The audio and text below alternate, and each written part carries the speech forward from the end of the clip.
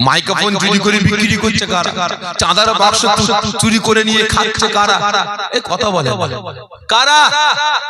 হিন্দু, খ্রিস্টান, শিখ, পারসি, কারা বলে? আমার আপনার মতো জাত ভাই, ঠিক না বেঠে? খারাপ মনে নেবেন না। তাহলে যারা মসজিদে টাকা চুরি করে খেতে পারে, যারা নিজের ব্যক্তিগত স্বার্থের জন্য মাইক চুরি করে বিক্রি করে খেতে পারে, মাদ্রাসার টাকা ঠেলে খেতে পারে, মাদ্রাসার টাকা চুরি করে খেতে পারে, আমার আপনার ঈমান আমল আকীদাকে বিক্রি করে খাবে না কোনো মানে আছে? এ বলে সেটা আমাকে আপনাকে বেঈমান বেদিনের হাতে নিলাম করে বিক্রি করে খাবে না কোনো মানে আছে? তো খেতেই পারে, ঠিক না বেটা? তবে ভাই, আমি কারোর বিরুদ্ধে কারোর পক্ষে বলার জন্য আসিনি। আমি এসেছি হক কথা, ন্যায় কথা বলার জন্য। যে কথা রাসূল পাক সাল্লাল্লাহু আলাইহি ওয়াসাল্লাম শিখিয়েছেন, সাহাবা হুজুর গণেরা শিখিয়েছেন, আমার আপনার পীর মাশায়েখ শিখিয়েছেন, আমার পাঁচ দাদাজান হুজুর কিবলা শিখিয়েছেন, আমার বাপ চাচারা শিখিয়েছেন, সেই কথা বলার জন্য এসেছি। তবে কারোর লাগবে আর কারোর লাগবে না, খারাপ মনে নেবেন না। বইয়ে গেছে ভাই, প্রথম জাহান্নামে যাবে কারা? এই জোরে বলে কারা? আমাদের মতো মুনাফিক মার্কা আলেমরা।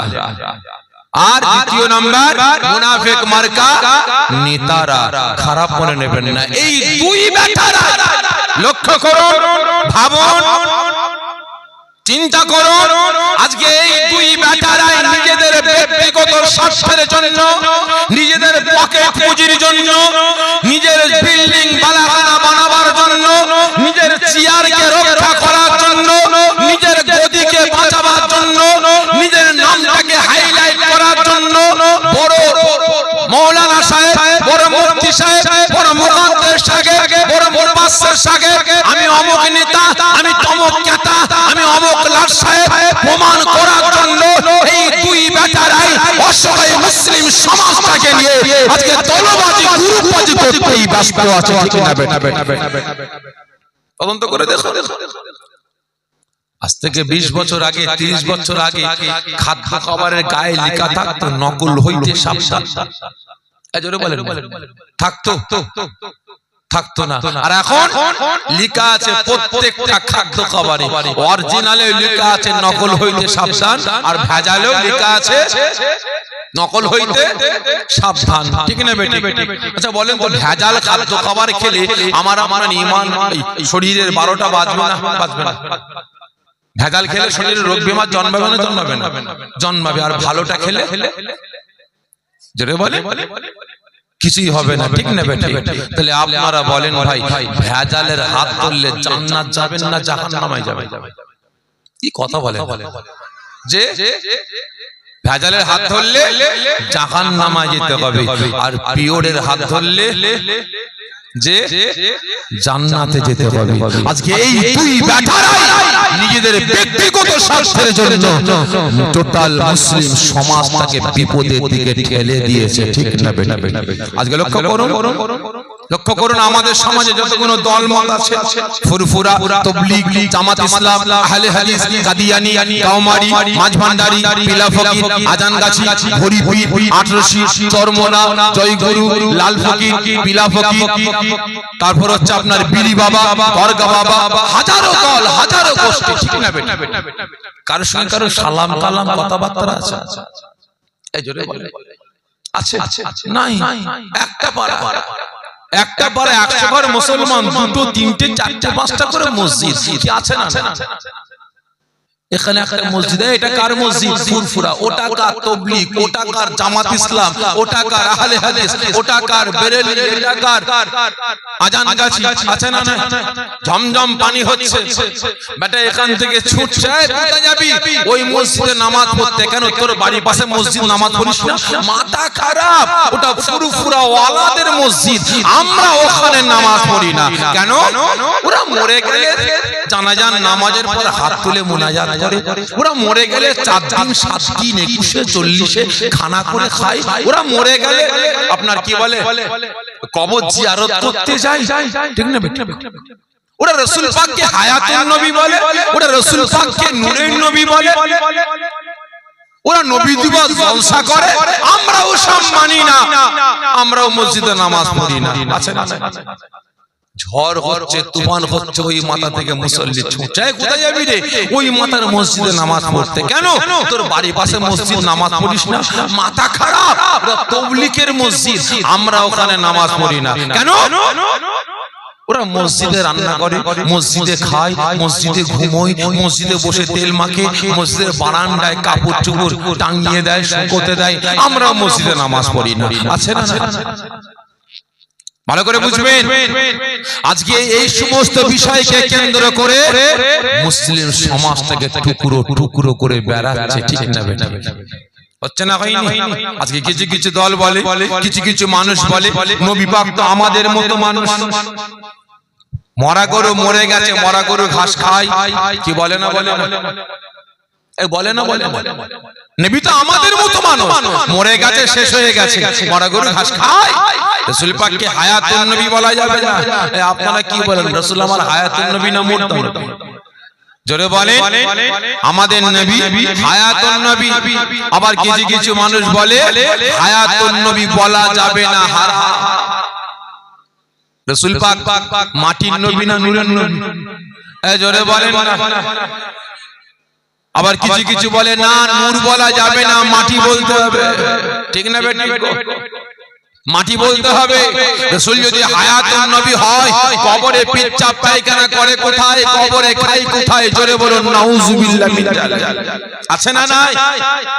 সকলকে বলছি ভাই, এদের কাছ থেকে সরে আসো। ঈমান, আমল, আকীদা গুলোকে বাঁচান, কাজে লাগবে, আর না হলে সব শেষ, সব শেষ। ঈমান, আমল, আকীদা বরবাদ করে কবরে যেতে হবে। আজকে কিছু কিছু মানুষ বলে নবী আমাদের মতো মানুষ। জোরে বলুন নাউযুবিল্লাহ মিন যালিক। মরে গেছে, শেষ হয়ে গেছে, তো মুতেগিরি করে খেত, ভিখারির বাচ্চা ছিল, রাখালগিরি করে খেত। জোরে বলুন নাউযুবিল্লাহ মিন যালিক। ভাই নবী কেমন মানুষ, একটু বলে অন্যদিকে যাব। রাসূল কেমন মানুষ? এইগুলো জ্বলছে কি বলে? এগুলো জ্বলছে কি? হ্যাঁ, লাইট। কিসে জ্বলছে ভাই? যে কারেন্ট। কারেন্ট চলে গেলে কিসে জ্বলবে? জেনারেটরে চলে যাবে। আচ্ছা, জেনারেটরে কারেন্ট আর পাওয়ার হাউস থেকে যে আসছে কারেন্ট, এই দুটো কারেন্ট এক না আলাদা? ঠিক করে বলে আলাদা। যদি আলাদা হয় তাহলে এক লাইট দুজন চালাচ্ছে কি করে? বলেন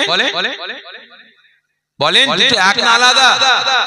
আলাদা, আকাশ পাতাল তফাৎ। ঠিক না বেঠে? ভালো করে বুঝবেন, জেনারেটরের কারেন্টও কারেন্ট, আর পাওয়ার হাউস থেকে আসছে ওটাও কারেন্ট। নাম কিন্তু একটাই কারেন্ট, কিন্তু সম্পর্ক আকাশ পাতাল তফাৎ। আমি আপনি পাওয়ার, আপনার জেনারেটরের কারেন্ট, আর রাসূল পাওয়ার হাউস। ঠিক না বেটা? ভাই সোনার মতো সোনা বেরিয়েছে, জানেন তো? কি নাম বলেন? সোনার মতো সোনা দেখতে, সিটি গোল্ড। এই দুটো পাশাপাশি রাখা হয়, যারা চেনে না তারা আগে কোনটা নেবে বলে? সিটি গোল্ডটা কেন চমকাচ্ছে বেশি? ঠিক না বেটি? চমকাচ্ছে বেশি কারণ ভাই এটাও গোল্ড আর এটাও গোল্ড, দুটো নামই কিন্তু গোল্ড। হলে কি হবে? সম্পর্ক আকাশ পাতাল তফাৎ। ঠিক না বেটি? মুহাম্মাদুন বাসারুন লাইসা কাল বাসারি, ইয়াকুতুন হাজারুন লাইসা কাল হাজারি।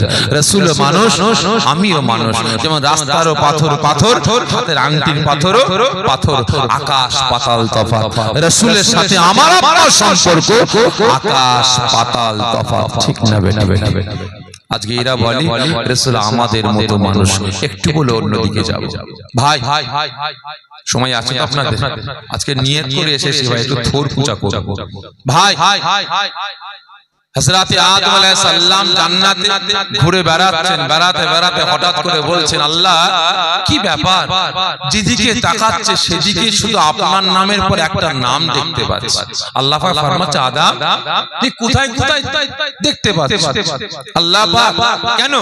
আমাকে যখন আপনি সৃষ্টি করে আপনার আরশে আজিমের নিচে রেখেছিলেন, আল্লাহ আমি ওই সময় আদম আপনার আরশে আজিমের উপরের দিকে তাকিয়ে দেখি আরশে আজিমের উপরে লেখা আছে বড় বড় অক্ষরে লা ইলাহা ইল্লাল্লাহর পরে একটাই নাম মুহাম্মাদুর রাসূলুল্লাহ সাল্লাল্লাহু আলাইহি ওয়াসাল্লাম। জোরে বলুন না সুবহানাল্লাহ। ও আমার ভাইজানেরা,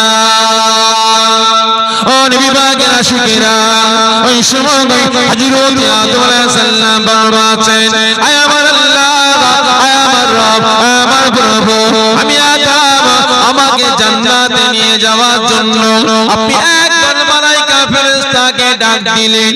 আমি আদমকে জান্নাতে নিয়ে যাওয়ার জন্য মালায়েকা ফেরেশতারা যখন আমি আদম আমার সম্মুখে হাজির হয়ে যায়, আমি আদমকে আপনার জান্নাতে নিয়ে যাবে বলে আল্লাহ পাক আমি আদম ওই সমস্ত আপনার মালায়েকা ফেরেশতাদের মুখের দিকে তাকাতে আরম্ভ করে আমি আদম দেখতে পাই প্রত্যেকটা মালায়েকা ফেরেশতাদের কপালে কপালে লেখা আছে লা ইলাহা ইল্লাল্লাহর পরে একটাই নাম মুহাম্মাদুর রাসূলুল্লাহ সাল্লাল্লাহু আলাইহি ওয়াসাল্লাম। শুধু তাই নয়, তাই নয়, আয় আমার আল্লাহ, আমি আদম আমাকে আপনার মালায়েকা ফেরেশতারা যখন আপনার দয়ার জান্নাতে নিয়ে যাচ্ছে, আমি আদম জান্নাতের দরওয়াজার সম্মুখে গিয়ে দাঁড়িয়েছি, জান্নাতে প্রবেশ করব। ওই সময় আমি আদম জান্নাতের দরওয়াজার উপরে দেখে একবার তাকাই, আমি আদম দেখতে পাই জান্নাতের দরওয়াজার উপরে বড় বড় অক্ষরে লেখা আছে লা ইলাহা ইল্লাল্লাহর পরে একটাই নাম মুহাম্মাদুর রাসূলুল্লাহ সাল্লাল্লাহু আলাইহি ওয়াসাল্লাম। শুধু তাই নয়, তাই নয়, আল্লাহ পাক আমি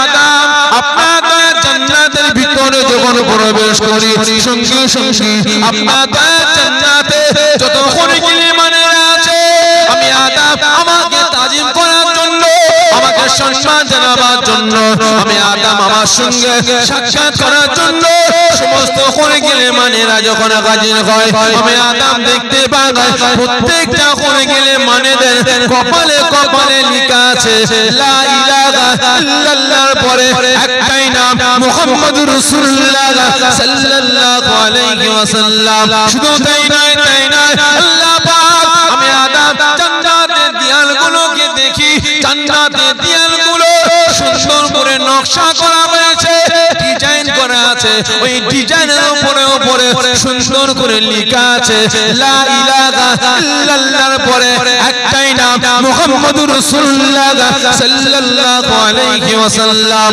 শুধু তাই নয়, তাই নয়, আল্লাহ পাক আমি আদম আপনার দয়ার জান্নাতে যতগুলো গাছ দেখি প্রত্যেকটা গাছের পাতায় পাতায় লেখা আছে লা ইলাহা ইল্লাল্লাহর পরে একটাই নাম মুহাম্মাদুর রাসূলুল্লাহ সাল্লাল্লাহু আলাইহি ওয়াসাল্লাম। শুধু তাই নয়, তাই নয়, আল্লাহ পাক আপনার দয়ার জান্নাতে যতগুলো গাছ আছে প্রত্যেকটা গাছে পাখি আছে, প্রত্যেকটা পাখির ভাষা, প্রত্যেকটা পাখির জবান দিয়ে একটাই শব্দ বাগিয়ে হয়, একটা আওয়াজ বাগিয়ে হয় লা ইলাহা ইল্লাল্লাহর পরে ওই পাখিদের জবান দিয়ে বেরোয় মুহাম্মাদুর রাসূলুল্লাহ সাল্লাল্লাহু আলাইহি ওয়াসাল্লাম। শুধু তাই নয়, তাই নয়, আল্লাহ পাক আমি আদম জান্নাতে প্রবেশ করার পরে আমার মেহমানদের জন্য জান্নাতের খাবারটা আমার সম্মুখে আসে, আমি আদম দেখতে পাই জান্নাতের প্রত্যেকটা খাবারে খাবারে লেখা আছে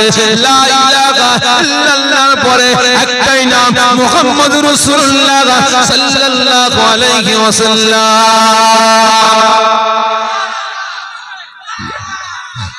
আল্লাহ আল্লাহ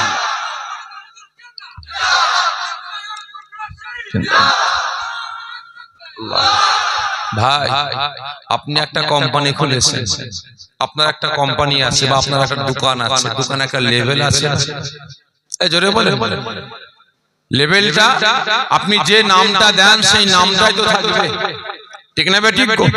অন্য কোন লেভেল থাকবে? জোরে বলেন আল্লাহ।